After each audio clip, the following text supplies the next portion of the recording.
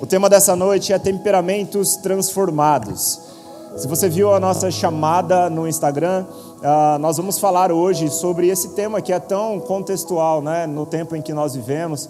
Eu sei que não sou, tenho convicção que não sou a melhor pessoa para falar teoricamente a respeito do assunto, mas eu entendo a minha vocação pastoral para esse tempo e para essa comunidade, por isso me coloco à disposição do Senhor para que a gente possa dialogar com as questões do nosso tempo, trazendo elas para a luz da palavra de Deus, amém? O nome do tema dessa mensagem da noite é também o nome do título de um livro chamado também Temperamentos Transformados. Esse livro é do autor Tim LaHaye. Eu indico a leitura desse livro e ele traz as observações temperamentais que muito se escuta falar no nosso tempo e fazendo uma relação delas com a palavra de Deus. Então, contextualizo essas observações extraídas acerca desses comportamentos temperamentais para fazer uma aplicabilidade prática à luz das Escrituras. E eu tenho certeza que nessa noite, à medida que a gente desenvolve a mensagem, a partir da referência bíblica da história de 4 personagens muito conhecidos, nós seremos enriquecidos através da identificação com alguns deles, mas também enriquecidos através da transformação que a palavra nos promove a partir do Evangelho de Jesus. Amém?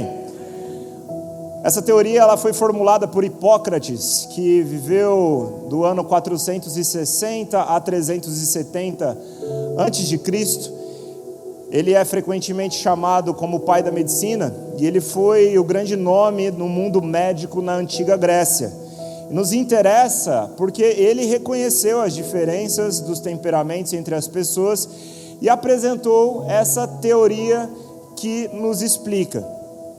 Então, o resultado das suas observações distinguiu 4 temperamentos: o sanguíneo, o melancólico, o colérico e o fleumático. Alguém aqui já ouviu falar sobre isso? Muito bem, eu creio que quase 100% da igreja. Então, observa-se a necessidade da gente dialogar com as questões do nosso tempo e trazê-las pela revelação do Evangelho de Jesus. E é por isso que eu faço menção aos temperamentos, porque é como é chamado essas observações do nosso tempo. Talvez daqui a alguns anos isso terá outro nome. E o ponto central da mensagem dessa noite não são essas conclusões científicas, comportamentais, porque de fato isso muda. Mas o fundamento dessa mensagem é a imutável palavra de Deus, amém? Então a minha intenção é fazer aplicações práticas para que cada um de nós possamos examinar a nós mesmos e com auxílio do Espírito Santo, à luz das Escrituras, sejamos moldados e corrigidos nas tendências temperamentais que muitas vezes estão em desequilíbrio e têm nos atrapalhado de correr com alegria ou com equilíbrio ou com completude a carreira que Cristo Jesus nos propõe. Você está comigo até aqui? Então vamos passar essas observações pelo filtro atemporal da palavra de Deus. Afinal, a nossa esperança não está firmada nas teorias desse mundo, amém? Glória a Deus, mas nas promessas eternas de Deus. Então nessa noite eu quero falar com você sobre como triunfarmos sobre os temperamentos à luz das Escrituras. Você está pronto? Desenvolveremos a mensagem dessa noite falando sobre a transformação de 4 personagens extremamente conhecidos na palavra. E ao observarmos tais transformações que aconteceram muito antes dessa teoria ser formulada, chegaremos à conclusão então de que a transformação necessária nas nossas vidas não depende do conhecimento dos temperamentos, mas da plenitude do Espírito que habita em nós, amém? Quem aqui é cheio do Espírito Santo? Há vida de Deus em você, amém? Se há vida de Deus em você, a sua dependência do Espírito Santo é a única coisa que se faz necessária para que a exposição dele nós sejamos transformados à medida que olhamos e mantemos os nossos olhos fixos no autor e consumador da nossa fé. Mas eu quero começar trazendo o exemplo de um personagem, talvez o personagem mais conhecido depois de Jesus dentro dos evangelhos. Este é o Pedro.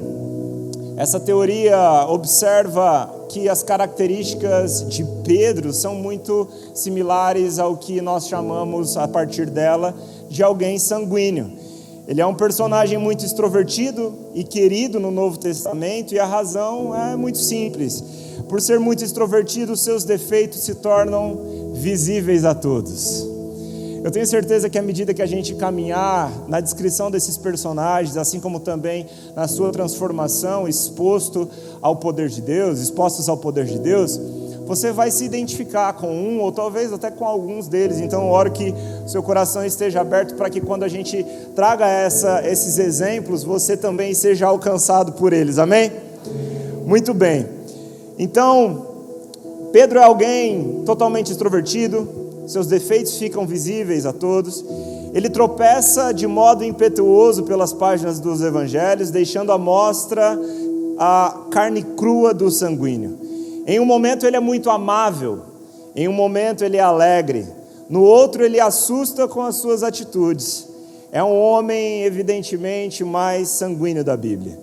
E eu vou citar alguns exemplos para você poder entender de forma prática como esse comportamento normalmente se dá, e talvez alguns de vocês se identifiquem com isso. Olhamos, por exemplo, para a passagem em que Pedro caminha sobre as águas. É fato que tal milagre acontece pela exposição de Pedro a se colocar à disposição para caminhar debaixo do sim de Jesus. Pedro mais que caminha sobre as águas, ele caminha sobre uma palavra de Deus. Quando Jesus diz, vem, sim, sou eu, Pedro ousadamente coloca os seus pés para fora do barco. Mas, mesmo sabendo que diante dele estava o Senhor, Pedro é aquele primeiro a colocar os pés para fora, não à toa. Típico da personalidade de alguém que é muito ousado. Típico da personalidade de alguém que talvez não pensa muito antes de agir. Pedro coloca os pés para fora do barco e ousadamente ele caminha em direção ao Senhor. Mas também é muito importante a gente notar que quando Pedro ele tem essa atitude ousada, impetuosa de caminhar até o Senhor, no meio do caminho acontece algo que também é típico ao que essa teoria exemplifica do sanguíneo. Ele é tomado pelo medo, ele titubeia no meio do caminho e começa então a afundar. O sanguíneo normalmente ele salta sem olhar, mas logo após fica apreensivo quanto às consequências do seu salto. Por ser muito inconsequente ou por não pensar muito antes de agir, comumente depois de tomar alguma decisão impetuosa, ele se pega preocupado, se pega afligido pelo medo, e ali em meio àquela tempestade, Pedro ele se pega afligido, se pega aflito, começando a afundar, ele pede socorro a Jesus, e Jesus obviamente o socorre prontamente. Outro exemplo muito clássico da vida de Pedro é que em certo momento ele está com Jesus, na passagem conhecida como a passagem do Monte da Transfiguração. Quem aqui se lembra? O que acontece a Pedro? Aparece ali a imagem então de Moisés e Elias, dois dos nomes mais conhecidos do Antigo Testamento, e agora simplesmente diante dos olhos de Pedro, a partir da transfiguração ali da imagem de Moisés e Elias, Pedro agora está enxergando Jesus, Moisés e Elias diante dele, e a Bíblia diz que ele fica tão impressionado com isso que ele diz, Senhor, façamos então, se você quiser, eu posso fazer uma tenda para que a gente possa ficar aqui, nós três, uma tenda para você, vocês três e eu com vocês três, uma tenda para você, uma tenda para Moisés, uma tenda para Elias. A grande questão é que não se faria necessária a fala de Pedro, afinal de contas ele estava diante de três dos maiores nomes das Escrituras. Evidentemente que Jesus ali, sendo a imagem de Deus, era o que merecia a atenção, mas ninguém havia perguntado nada para ele. Se você está diante de Jesus, de Moisés e Elias, a única coisa que você não deve fazer é falar alguma coisa. Facilmente, pessoas que se identificam com esse tipo de comportamento observam que comumente colocam os pés pelas mãos. Quando a pessoa que se identifica com esse temperamento não tem muito o que fazer, ela fala. E agora, quando ele traz uma resposta que ninguém pediu, depois de falar o que não era necessário, vem uma voz do céu e diz: este é o meu filho amado em quem me comprazo, em quem eu tenho grande alegria. Fazendo referência, obviamente, ao Cristo. Em outras palavras, a voz divina dizia: Pedro, olha para ele. E mais, a Bíblia diz que a voz do alto continua dizendo: ouçam-no. Deixando muito claro que a última coisa que ele deveria fazer era falar, mas sim ouvir. Alguém se identifica com isso? Eu não vou pedir para você se manifestar, mas provavelmente você já se manifestou.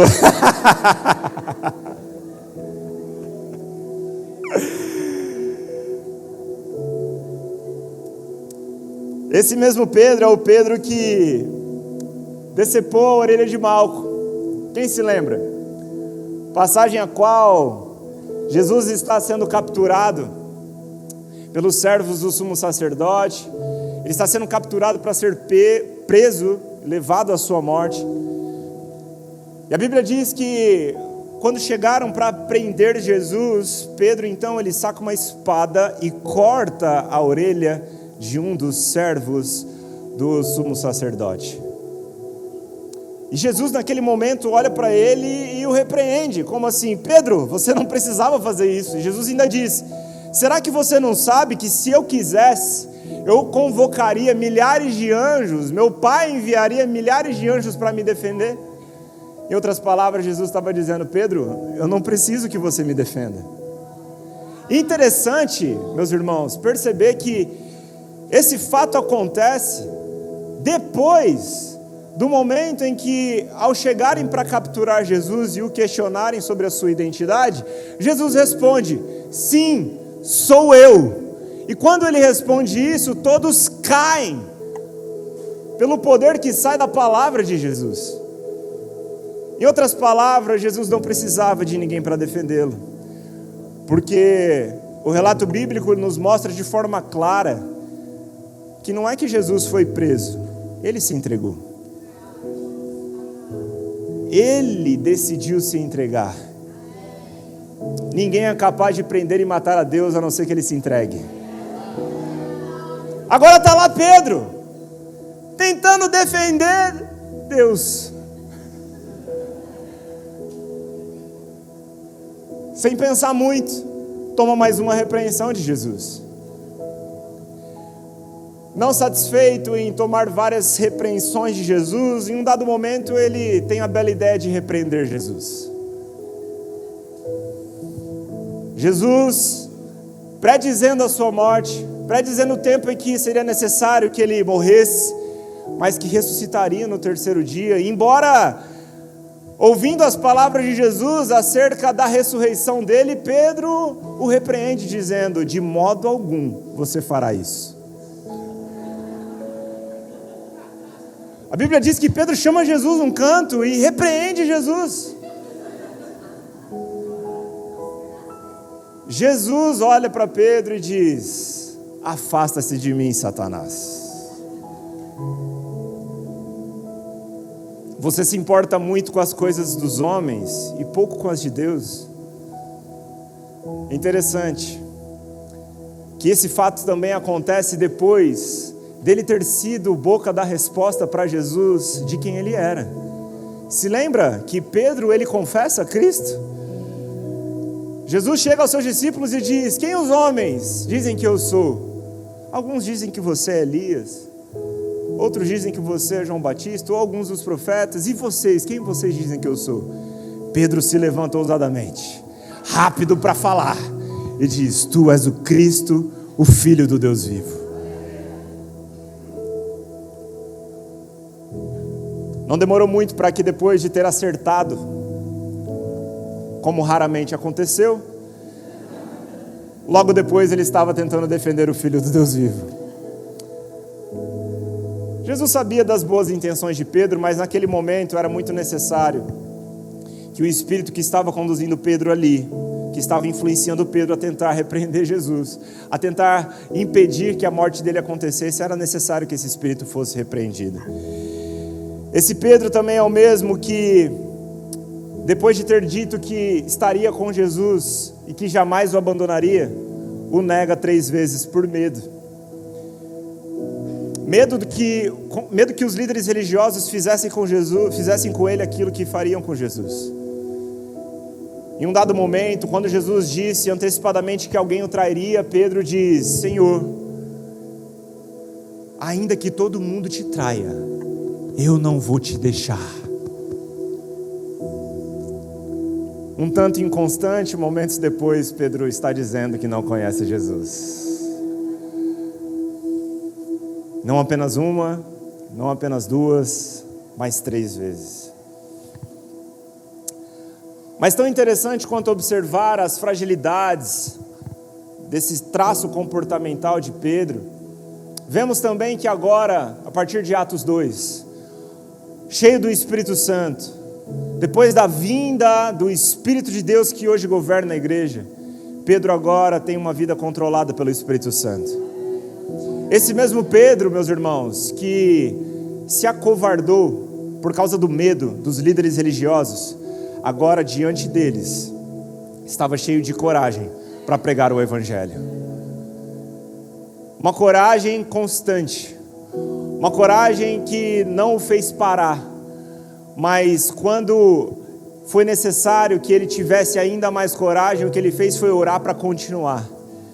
Esse Pedro morreu numa cruz de cabeça para baixo. Foi ele que foi até o final, mesmo diante da perseguição dos mesmos líderes que mataram Jesus. Em Atos 5, ele e João são pegos agora pelos líderes religiosos e confrontados a deixarem de falar que em Jesus a ressurreição dos mortos. Mas ele diz, juntamente com João: vocês acham que nós devemos obedecer a vocês e não a Deus? Nós não podemos deixar de falar daquilo que vimos e ouvimos. Controlado pelo Espírito Santo, cheio do fogo do Espírito Santo, Pedro avança adiante com uma constância na pregação do Evangelho. Agora, é evidente que este Pedro também não seria perfeito, porque foi cheio do Espírito Santo. Afinal de contas, assim como eu e você, mesmo vivendo numa aliança de superiores promessas, cheio do Espírito de Deus, ele ainda estava suscetível à falha. Falha observada pelo apóstolo Paulo. Em um dado momento, em Gálatas, no capítulo 2, versículo 11, a Bíblia diz o seguinte acerca dessa correção de Paulo a Pedro. Gálatas, no capítulo 2, versículo 11, Paulo testemunhando aos Gálatas por meio de sua carta acerca dessa correção. Mas, quando Pedro veio a Antioquia, tive de opor-me a ele abertamente, pois o que ele fez foi muito errado. Olha só o que Pedro fez. No começo, quando chegou, ele comia com os gentios. Mais tarde, porém, quando vieram alguns amigos de Tiago, começou a se afastar, com medo daqueles que insistiam na necessidade da circuncisão. Pedro, em um dado momento, mesmo tendo sido cheio do Espírito Santo, volta a falhar nessa mesma questão que outrora ele também falhou, com medo daqueles que insistiam na necessidade da circuncisão. Paulo continua escrevendo: como resultado, outros judeus imitaram a hipocrisia de Pedro, e até mesmo Barnabé se deixou ser levado por ela. O fato do relato não trazer uma possível reação impulsiva e enfurecida, o que é característica de alguém que se identifica com esse traço sanguíneo, sugere que Pedro provavelmente tenha acolhido a repreensão de Paulo com mansidão. Então, embora ele tenha falhado nesse ponto em um dado momento, e essas falhas se tornaram muito menos evidentes depois dele ter sido cheio do Espírito Santo, quando é corrigido por Paulo, mostra que provavelmente ele acolheu com muita mansidão a sua correção, coisa que não é muito comum ao sanguíneo. O sanguíneo normalmente ele reage de uma forma um tanto enfurecida, um tanto resmungador, mas Uma das evidências que ele tem acolhido com mansidão é que mais para frente, ao escrever uma das suas epístolas, ele escreve com muito amor sobre Paulo, inclusive recomenda as suas cartas. Então agora, controlado pelo Espírito Santo, Pedro dá testemunho de pessoas, dá testemunho de alguém que de fato provou de uma transformação e continuou provando dessa transformação à medida que foi amadurecendo no ministério e no relacionamento com o Espírito Santo. Você está comigo? Agora, Paulo, que por sua vez tem uma característica que é muito comum, algumas características que são muito comuns ao que essa teoria chama de colérico. Paulo aparece pela primeira vez no relato bíblico no apedrejamento de Estevão. É um personagem bíblico que ilustra um temperamento muito colérico. É um exemplo de alguém que muitas vezes marchava cruelmente contra a igreja. Ele liderou a grande perseguição contra a igreja em Jerusalém. Ele era um líder zeloso, ativo, zangado, hostil, amargurado, que respirava ameaças de morte. Fosse ou não cristão, era evidente que ele era um grande líder. Existem algumas evidências, inclusive, disso, de que Paulo era um dos líderes desse movimento de perseguição à igreja.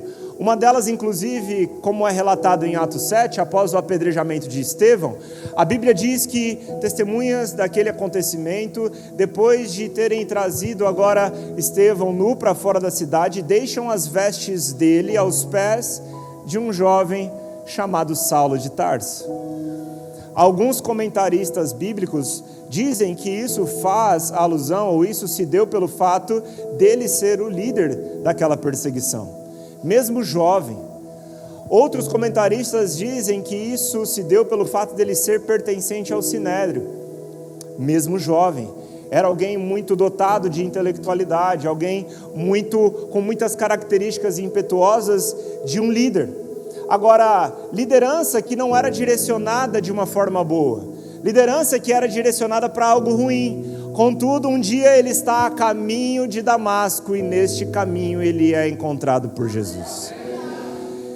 A partir desse momento, a vida do então Saulo de Tarso é transformada. E agora ele se torna um dos maiores líderes da história da igreja. Eu diria o maior. Nos escritos do Novo Testamento, Paulo é responsável pela maioria. Cheio do Espírito Santo, ele agora controla a sua capacitação, os seus talentos para liderar a igreja de Jesus, por causa do seu encontro com ele. Amém? Você está comigo ainda? A partir de Atos 2, Paulo se torna então um exemplo clássico de alguém colérico, controlado pelo Espírito Santo. Uma das maiores vantagens do indivíduo de temperamento colérico está em sua grande força de vontade. Quando dirigida corretamente, essa força o torna uma pessoa muito bem sucedida. Em geral, os coléricos têm muitos dotes mentais, muito mais dotes mentais do que outros temperamentos. E o seu sucesso comumente lhe é atribuído à sua determinação e não necessariamente à sua capacidade. Os coléricos comumente são muito determinados. São pessoas que são muito resistentes aos processos, são pessoas obstinadas ao cumprimento de tal objetivo. Não à toa, Paulo, ao escrever aos Coríntios, ele faz referência aos jogos que aconteciam naquele local para falar sobre a necessidade de corrermos com um alvo e não corrermos como quem corre atrás de nada, não corrermos como quem luta contra o vento. Então Paulo fala isso aos Coríntios no capítulo 9, 24. Vocês não sabem que numa corrida todos competem, mas apenas um ganha o prêmio? Portanto, corram para vencer. O atleta precisa ser disciplinado sobre todos os aspectos. Ele se esforça para ganhar um prêmio perecível. Nós, porém, o fazemos para ganhar um prêmio eterno. Por isso, não corro sem objetivo, nem luto como quem dá golpes no ar. Disciplino o meu corpo como um atleta. treinando para fazer o que deve, de modo que, depois de ter pregado a outros, eu mesmo não seja desqualificado. Essa característica de persistência é muito admirável, meus irmãos, quando dirigida pelo Espírito Santo. Agora, Paulo, à medida que ele se desenvolve no ministério, desenvolve a sua maturidade em Cristo Jesus, ele vai aperfeiçoando algumas das suas debilidades as quais são evidentes, comumente evidentes em quem tem traços do que essa teoria chama como alguém colérico. Por exemplo, a sua autossuficiência. Em alguns momentos, Paulo se abstém do direito de receber das igrejas enquanto ele trabalhava no ministério. Paulo, por vários momentos, ele trabalhou construindo tendas, se abnegando do direito de receber enquanto ele atuava no ministério. E não que seja ruim, não tem nada de errado em ele prover o seu próprio sustento, mas essa característica também revela um traço da autossuficiência, que quando demasiada, ela demonstra uma fragilidade de alguém que tem esses traços. Autossuficiência que também é demonstrada por Paulo, quando em um dado momento da sua caminhada, ele faz questão de negar ou de cancelar a ida de João Marcos, juntamente com ele e Barnabé, na sua segunda viagem missionária. A autossuficiência de alguém que tem traços do que essa teoria chama de colérico, muitas vezes faz com que ele se torne alguém que tem pouca tolerância a quem desiste fácil. João Marcos havia desistido durante a primeira viagem missionária juntamente com Paulo. Ele desiste no meio do caminho e agora Paulo fala, não traga mais ele.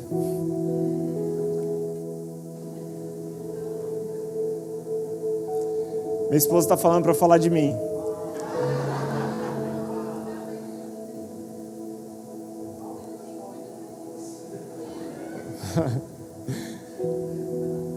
Eu vou pensar.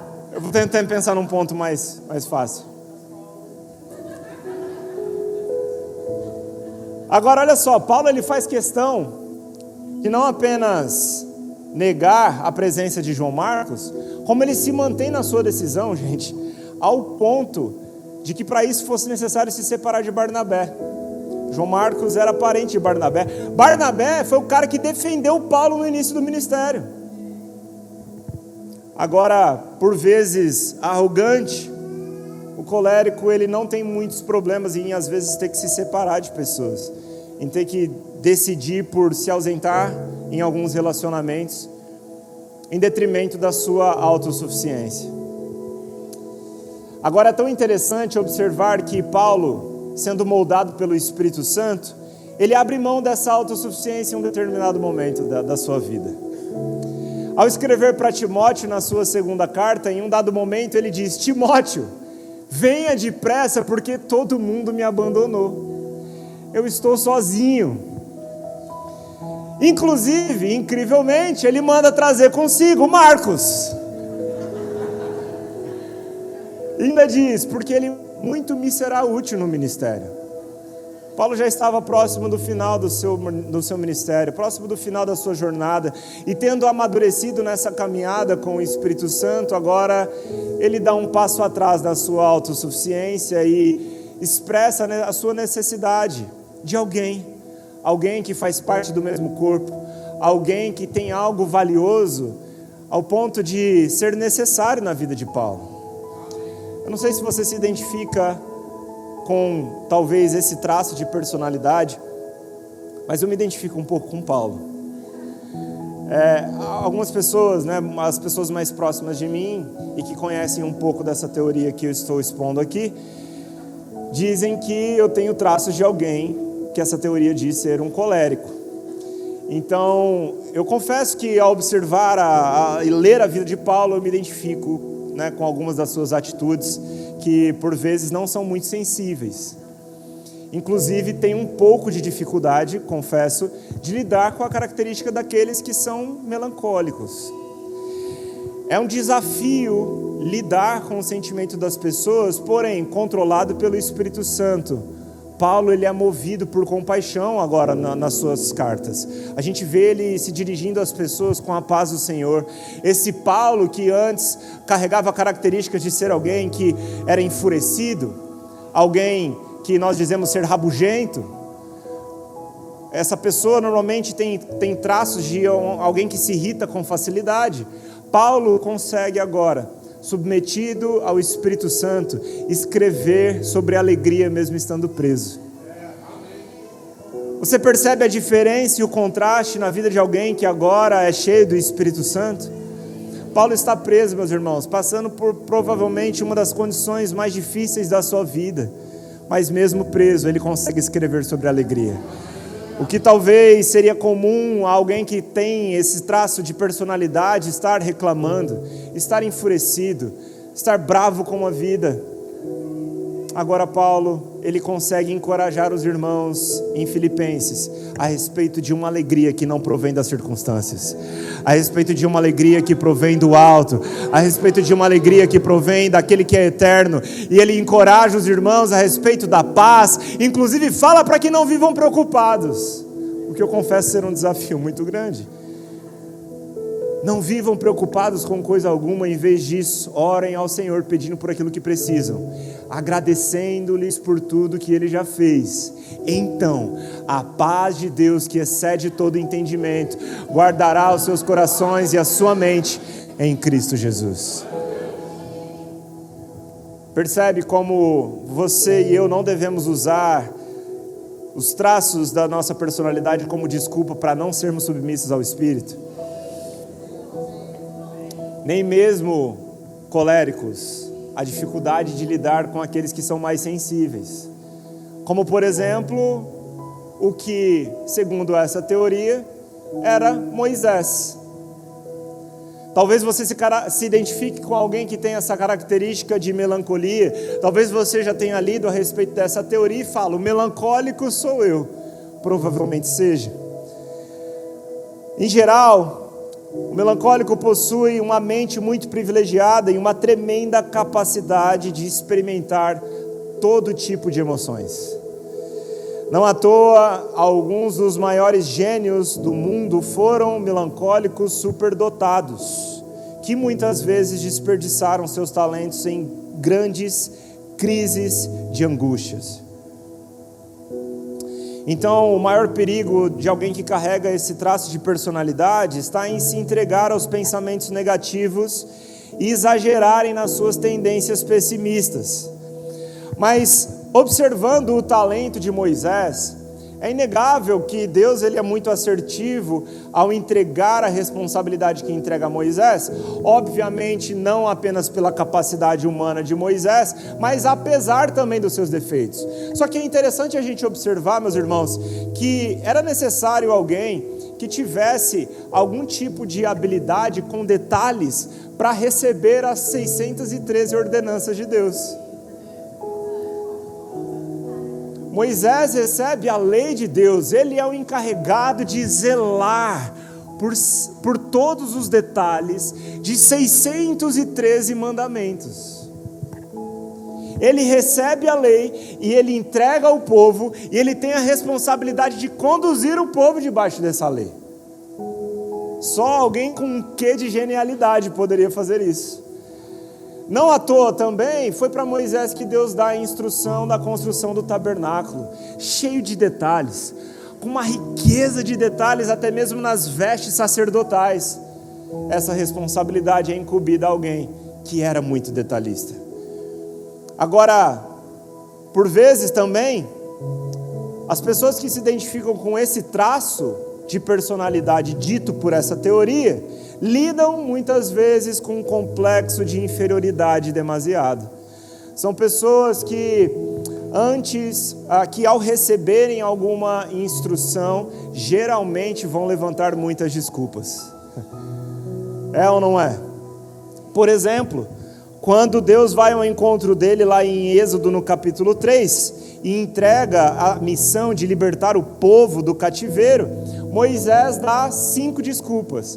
A primeira delas: quem sou eu para apresentar-me ao faraó e tirar os israelitas do Egito? Em outras palavras, a primeira desculpa de Moisés: eu não tenho nenhum talento. E insistindo, Moisés ele continua dizendo: Senhor, o que é que eu vou dizer? Então, em outras palavras, ele está dizendo: eu não conheço muito sobre essa teologia que eu vou ter que apresentar. O que é que eu vou falar? Então, primeiro, quem sou eu, Senhor, para você me escolher? Segundo, o que é que eu vou falar? Terceiro, ninguém acreditará em mim, ele diz. Ele fala: e se não acreditarem em mim, não quiserem me ouvir? Número 4, Senhor, eu tenho dificuldade para falar, eu não consigo falar bem. Então, a quarta desculpa é: Senhor, eu não posso falar em público.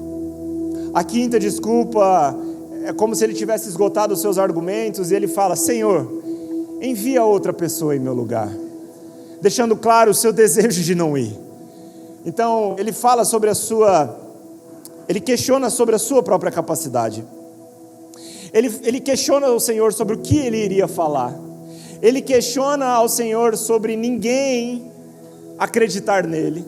Ele fala sobre a dificuldade da sua fala. E quando acaba as suas desculpas, meus irmãos, Deus, em outras palavras, dá uma resposta mostrando para Moisés: Moisés, não é sobre o que você pode fazer, mas sobre o que eu farei através de você. E agora esse Moisés, meus irmãos, mesmo lidando com as suas próprias dificuldades, ele decide confiar em Deus. Esse Moisés que outrora atravessa inclusive por um período de depressão, descrito em Números no capítulo 11, e em obediência ao Senhor, ele cumpre aquilo que o Senhor o designou por causa da poderosa mão divina que estava sobre ele. Moisés vai, atende ao chamado de Deus, ele vê Deus abrir as portas, abrir o mar, e ele conduz o povo até prestes a entrarem na terra prometida, no lugar chamado Canaã. A verdade é que ele submeteu as suas dificuldades à poderosa mão do Senhor, porque um dia decidiu obedecer a Deus e se permitiu ser usado por Ele. Você está comigo? Glória a Deus. Vemos aqui então alguém que carrega esses traços que essa teoria aplica como alguém melancólico, sendo usado por Deus de uma forma que ele mesmo, depois de ter apresentado essas 5 desculpas esfarrapadas, mas que obviamente, com todo respeito, desculpa, gente.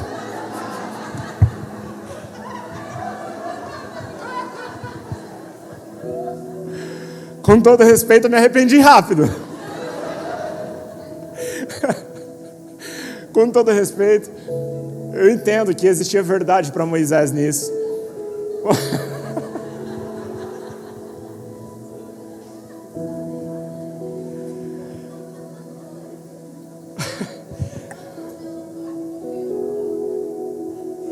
Hoje, não. Ainda bem que só poucas pessoas ouviram. Ela falou que os melancólicos vão ganhar um voucher no café. Vai que todo mundo quer. Não, também não, gente. Você é filho de Deus, sua identidade está em Cristo. Isso aqui é só para você promover uma identificação, para você perceber o quanto você pode ser transformado, amém? Abraão, o fleumático, a gente vai encerrar por aqui. Por fim, essa teoria, gente, tá muito desafiador para mim. Vocês estão recebendo alguma coisa? Meu Deus, está sendo um desafio para mim isso aqui, mas não vou me ausentar da minha responsabilidade. Aleluia. Por fim, tal teoria diz que as pessoas de mais fácil convivência são os fleumáticos, por sua natureza calma, sossegada, que geralmente as tornam pessoas benquistas por todos. São pessoas comumente serenas, comumente calmas. E essa teoria também diz que algumas de suas maiores fragilidades são a falta de motivação e muitas vezes a indecisão. Geralmente os fleumáticos têm uma grande facilidade de olhar a vida como um mero espectador, evitando envolver-se com as coisas. Agora, olhando para a vida de Abraão, nós percebemos alguém. Colocaram café para mim, eu estou muito... É o café que eu tomei à tarde? Desculpa. Tá quente? Eu quero. Obrigado.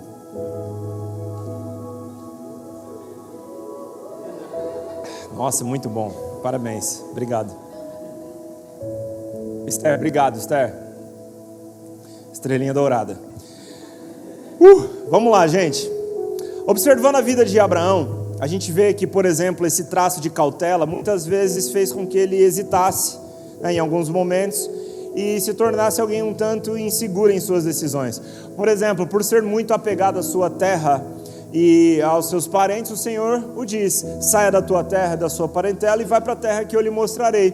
Agora, se torna claro esse traço de hesitação de Abraão pelo fato de, inclusive, ele ter trazido consigo o seu sobrinho chamado Ló.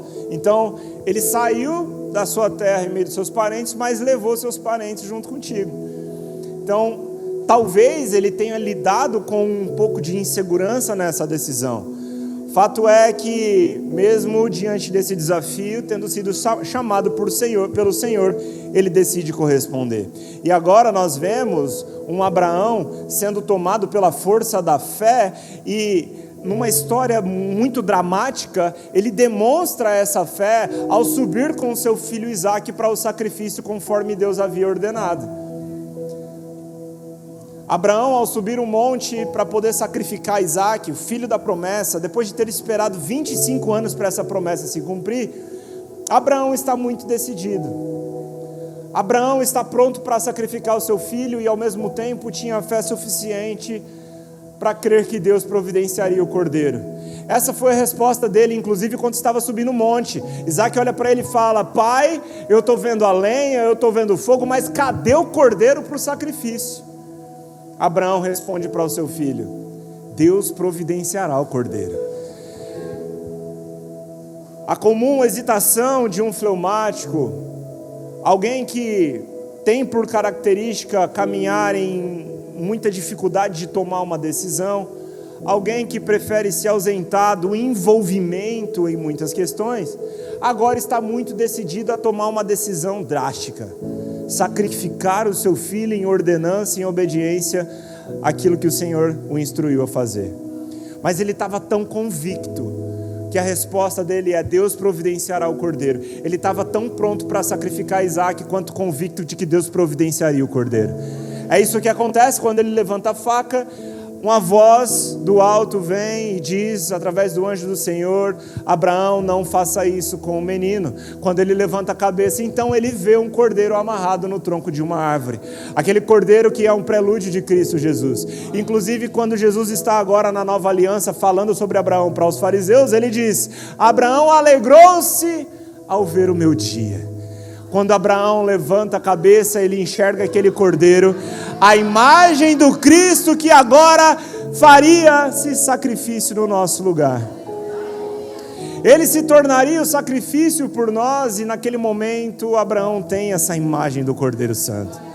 Sabe, meus irmãos, o crescimento de Abraão na fé mostra-nos o crescimento gradual que Deus dá a todo crente. Embora Moisés, embora Abraão não tivessem o Espírito Santo como nós temos hoje, embora a aliança que vivamos seja superior, de promessas superiores, a Bíblia diz e o coloca na galeria da fé de Hebreus 11, porque ele foi justificado pela sua fé.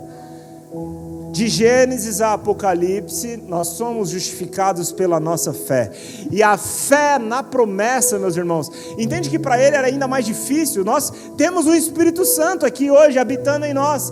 Ele creu em algo que ele não viu. Hoje nós cremos em algo que foi palpável há 2000 anos atrás.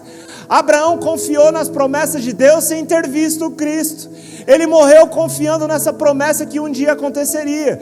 Então, pela fé em Deus, a fé nele o fez obedecer a Deus. E nesse caminho de obediência, ele foi transformado pelo Senhor. Quem está comigo diz um amém.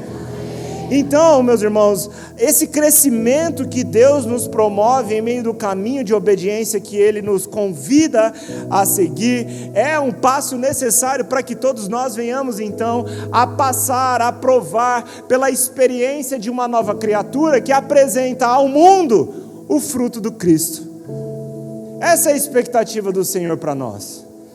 Eu faço questão de mencionar esses temperamentos para que a gente saiba conversar com o nosso tempo. E é um desafio para quem tem a responsabilidade de falar à igreja hoje. A minha maior responsabilidade como pastor de uma comunidade local não é falar o que você nunca ouviu, mas te lembrar o que você nunca pode esquecer, amém? Ao mesmo tempo, eu preciso te lembrar do que você nunca pode esquecer, contextualizando com as dores do nosso tempo. Então estão dizendo por aí que a sua característica temperamental deve se tornar um ídolo para você. Você já reparou ou não que esse negócio de temperamento, você já reparou ou não que essa teoria dos temperamentos tem se tornado um signo para muitos crentes? É ou não é? Porque é muito mais fácil usar o nosso temperamento como justificativa para os nossos desequilíbrios comportamentais do que viver uma vida em submissão ao fruto do Espírito. É ou não é? É porque eu sou sanguíneo, pastor, então eu tenho que falar mesmo. Acontece. Insubmisso. Se Deus enviou o Espírito Santo com essa característica de 9 aspectos desse fruto, que te deu amabilidade, domínio próprio, para que é que serve então? É inútil?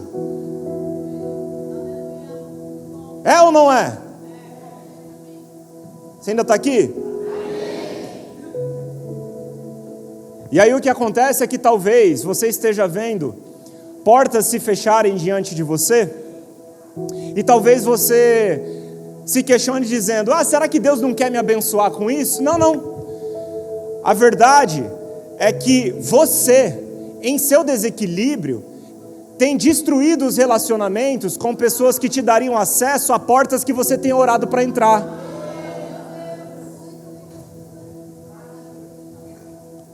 É por isso que nós podemos olhar agora para um Pedro, anteriormente um sanguíneo, descontrolado, impetuoso, inconsequente, agora corajoso, mesmo tendo sido outrora medroso, agora ele é corajoso o suficiente não apenas para pregar o Evangelho diante do confronto daqueles que mataram Jesus, mas também é alguém submetido ao fruto do Espírito ao ponto para agir com mansidão quando Paulo o corrige.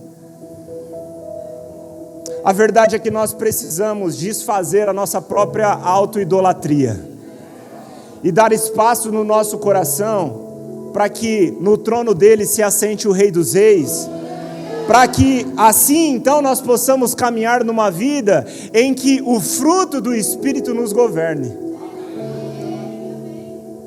Deus ele não vai remover as suas características individuais depois que você é cheio do Espírito Santo. O ponto não é esse. O ponto não é te fazer abafar as suas características ou seus traços de personalidade. O ponto é crer em Deus o suficiente para submeter aquilo que está desajustado ao fruto do Espírito Santo. Quem é que governa a nossa própria vida? Se somos nós mesmos, tudo bem a gente continuar usando essas desculpas.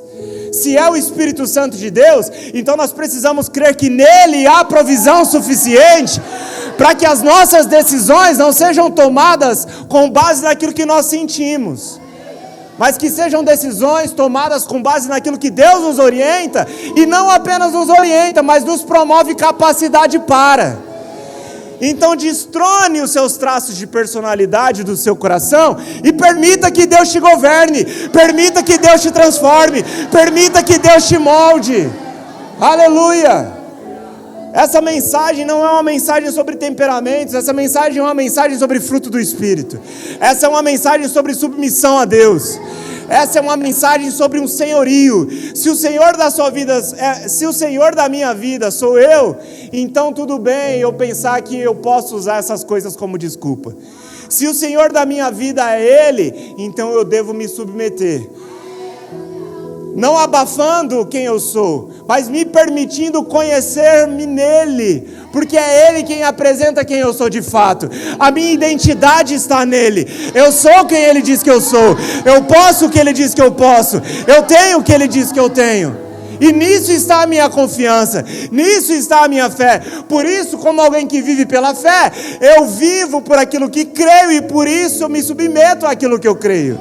Se eu creio que sou cheio do Espírito Santo, e se eu digo que Jesus é o meu Senhor, eu preciso me permitir, mediante essa caminhada na fé, que Jesus me guie, porque se Ele é o meu Senhor, Ele manda e eu obedeço. Se Ele diz que eu devo ser amável, eu sou amável porque Ele me deu provisão para ser amável. Se Ele diz que eu preciso ter domínio próprio, eu preciso andar em domínio próprio porque Ele me deu provisão para andar em domínio próprio. Se Ele diz para que eu ande em amor, porque Ele é amor, Ele se entregou por amor, eu não posso usar como desculpa para minha insensibilidade o meu traço de personalidade, porque a minha identidade está firmada nele, e se Ele me amou, quem sou eu para não andar em amor com alguém? Agora esse processo é diário, meus irmãos, é uma decisão que precisa ser tomada dia após dia, não apenas por um momento. É por isso que a gente vai ver o desenvolvimento de uma vida em submissão ao espírito desses personagens acontecendo durante as Escrituras. Então o ponto aqui não é trazer uma conversa moralista ou legalista para você, dizendo que você nunca mais pode falhar, mas que diante das suas falhas você deve reconhecê-las. E reconhecendo-as, então, fazê-las passar pelo filtro da palavra e identificar aquilo que precisa ser ajustado e se permitir ser moldado pelo Senhor. Esse processo dói. Esse processo vai fazer com que você deixe de lado um pouco o seu orgulho muitas vezes. Não é fácil. Esse processo vai dizer para você deixar de lado muitas vezes o que disseram sobre você. Talvez você tenha caminhado como alguém que tem um complexo de inferioridade que foi embutido por palavras que lançaram a seu respeito. Mas deixa eu te lembrar de uma coisa, meus irmãos. Se Deus nos diz que em Cristo Jesus nós somos mais que vencedores, eu prefiro crer no que o meu Pai diz a meu respeito do que qualquer pessoa diz sobre mim. Isso é triunfar em Cristo Jesus. É crer que eu sou quem Ele diz que eu sou, que eu tenho o que Ele diz que eu tenho, que eu posso o que Ele diz que eu posso. Quem está comigo ainda? Aleluia, glória a Deus. É por isso, meus irmãos, que isso precisa acontecer mediante uma entrega sincera. Se você não permite que Deus acesse alguns compartimentos do seu coração para te moldar a imagem deles, você não vai ver a sua vida sendo transformada dia após dia. Você vai se ver ano após ano lidando com os mesmos problemas e com as mesmas dificuldades. Você vai se ver ano após ano lidando com os mesmos problemas, e isso talvez te desanimando, te desencorajando de continuar. Talvez você não tenha identificado ainda que o que precisa ser mudado está em você e não nele. Talvez pareça que tudo dá certo para qualquer um que está nesse auditório, menos para você. Mas se a palavra de Deus funciona na minha vida, tenha certeza que ela funciona na sua. Se funcionou com Pedro, se funcionou com Abraão, se funcionou com Moisés, se funcionou com qualquer um dos personagens, inclusive com alguém que perseguia a igreja, por que é que não vai funcionar comigo? A palavra de Deus é atemporal, meus irmãos. Ela é mais atual do que o jornal de amanhã. Não se apegue a teorias mundanas, por mais atuais que sejam, diante da palavra imutável de Deus. Ele é digno da sua confiança. Ele te formou antes de você estar no ventre materno. Ele te comissionou nessa terra com um propósito. Ele te incumbiu de potencialidade. Ele te deu o Espírito Santo para te guiar em toda a verdade. Aquele que te lembraria de tudo que Jesus nos ensinou, aquele que nos conduziria debaixo da sua paz. Nós temos tudo o que é necessário nele, para que venhamos a cumprir nele a missão que ele nos confiou. Tudo que nós precisamos é de uma vida entregue, não apenas de um momento de entrega. Muitas vezes nós entregamos o nosso coração ao Senhor, mas quando a segunda-feira chega, a gente quer tomar de volta. A gente quer fazer as coisas com as nossas próprias forças, com os nossos próprios métodos. E aí uma vida que deveria ser em submissão ao Senhorio de Cristo Jesus, passa a ser uma vida governada por si mesmo. Você ainda não entendeu que os seus planos vão fracassar? Você ainda não entendeu que os planos do Senhor são muito melhores do que os seus? E talvez você olhe e pense: pastor, meus planos nunca fracassaram. Ou talvez aquilo que eu esteja vivendo seja fruto de um plano que eu tive e deu certo. Isso é porque você ainda não entendeu o que é sucesso. Sucesso nessa vida, meus irmãos, não são as muitas realizações dessa terra. Sucesso nessa vida é conhecer a Deus. Sucesso nessa vida está em conhecer a Cristo e fazê-lo conhecido. Isso é sucesso. Se a sua métrica de sucesso está no que as muitas pessoas ou os muitos formadores de teorias dizem neste mundo, sua métrica de sucesso ainda é terrena. Quando os nossos olhos são abertos acerca de um Deus que criou céus e terra e nos formou antes de estarmos no ventre materno, isso nos faz entender que não há busca mais maravilhosa do que a busca da vontade dEle. É para isso que nós estamos aqui. Enquanto nós o buscamos, estamos sendo moldados. Enquanto nós o buscamos, estamos entendendo quem nós somos nele, entendendo também o que podemos nele.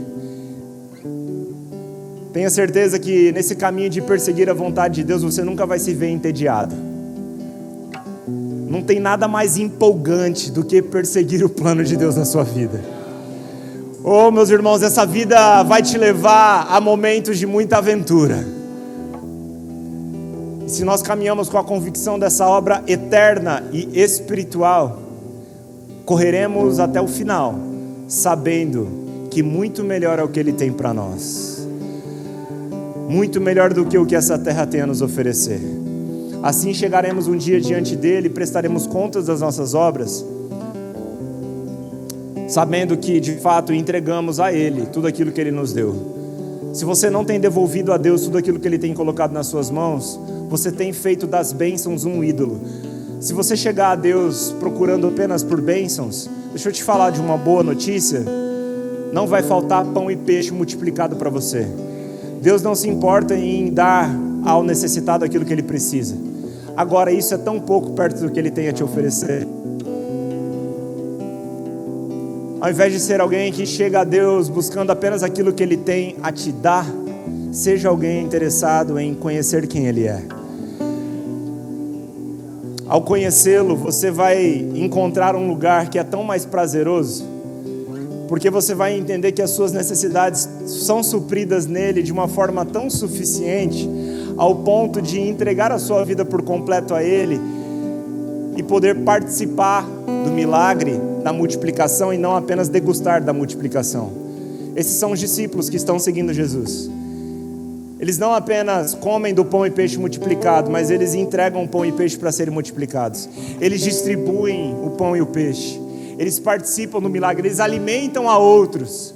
Se você tem vivido essa vida só com a sua própria vontade, apenas com base nos seus próprios interesses, sua visão de mundo é tão limitada, talvez você seja um bilionário, sua visão é limitada.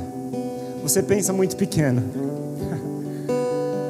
Se o que você enxerga nessa vida é só o que está aqui, você ainda não entendeu o porquê você está aqui. Se tudo que você enxerga acaba aqui, você ainda não entendeu o que é a vida. E é por isso que Cristo Jesus se entregou, para que o que antes estava obscuro, para que o que antes era impossível de ser visto, agora pudesse ser visto por todos. Deus amou o mundo de tal maneira que deu seu Filho unigênito para todo aquele que nele crê não pereça, mas tenha a vida eterna. Vida eterna, vida eterna. Eterna, transcende o que nós vemos. Eterna, transcende o que está nessa terra. Talvez o problema é que você tenha se sentido tão bom o suficiente para não precisar dele. Mas deixa eu ler o que está na continuidade. Pega a minha Bíblia, por gentileza. Eu vou fechar com isso. João 3:17. Pode me dar. Obrigado, cara. Está aberto?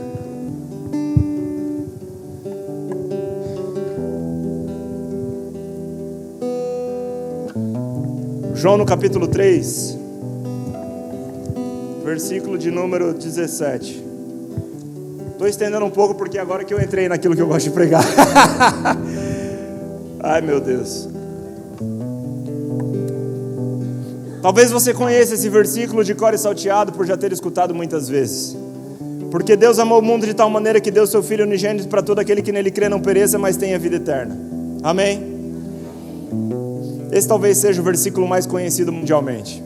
Mas talvez, meus irmãos, passe desapercebida a preciosidade que há nisso, porque as pessoas não leram o 17. Olha o que a Bíblia diz: portanto, Deus enviou seu Filho ao mundo não para condenar o mundo, mas para que o mundo fosse salvo por meio dele.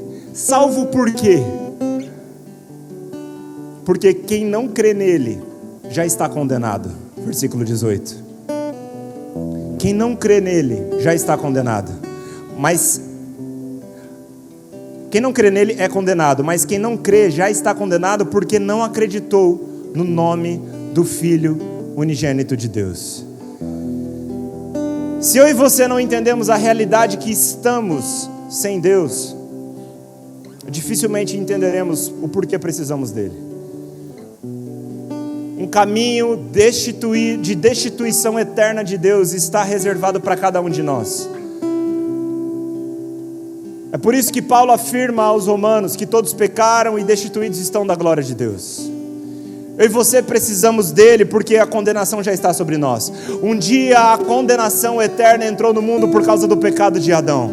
Por natureza isso nos alcançou. Mas glória a Deus que nós não precisamos mais viver